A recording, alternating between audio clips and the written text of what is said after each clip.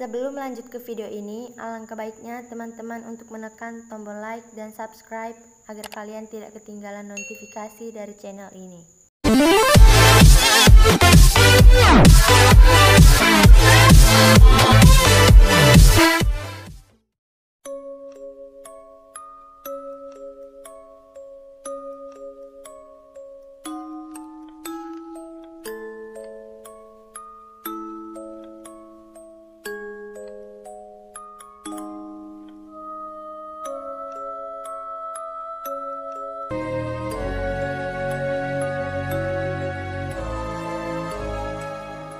Aku bernama Diana, dan adikku bernama Zahra.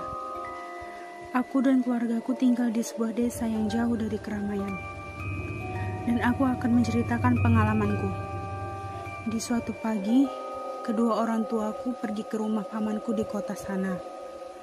Jarak dari rumah ke kota cukup jauh, jadi kami ditinggal berdua di rumah. Sebenarnya aku juga takut di rumah walaupun bersama adikku.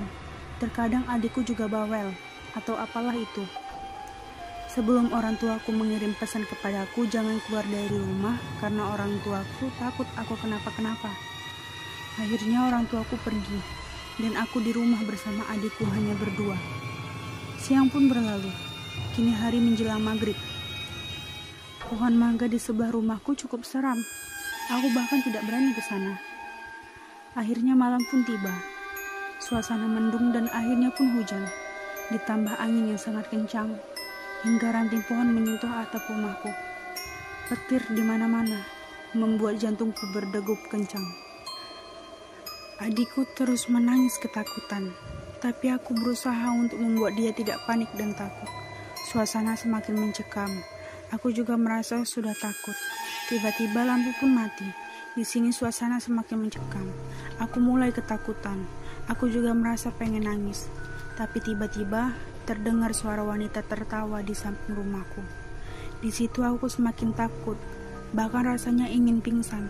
Adikku yang gemetar di sampingku juga tidak tahan menahan takutnya. Kami berusaha tidur untuk menenangkan hati, tetapi karena gelap, kami susah untuk tidur. Akhirnya dengan ketakutan, kami akhirnya tertidur sendiri. Esok paginya hujan pun berhenti. Aku terbangun dari tidurku. Aku mendengar suara orang memasak di dapur. Aku hanya berpikir itu mungkin mamaku yang sudah pulang. Aku pun mendatangi mama dan menceritakan semua kejadian kemarin. Tetapi mamaku hanya menganggukkan kepalanya saja. Aku hanya berpikir bahwa mamaku tidak percaya. Aku pun mandi untuk membersihkan diriku. Setelah beberapa menit, aku keluar dari kamar mandi dan bergegas mengganti pakaian dan menemui mama.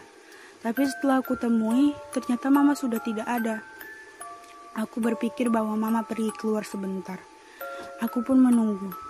Tetapi setelah beberapa lama, akhirnya ada mobil terdengar. Aku pun kaget, siapa itu yang datang? Ternyata itu mamaku, baru pulang. Jadi siapakah yang ada di rumah dan memasak buatku?